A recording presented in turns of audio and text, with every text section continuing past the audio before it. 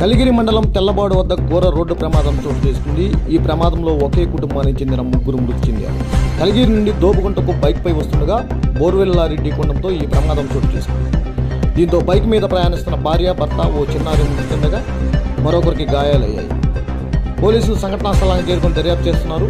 ఈ సంఘటన దోబుగుంట గ్రామంలో విషాదం చేయాలి.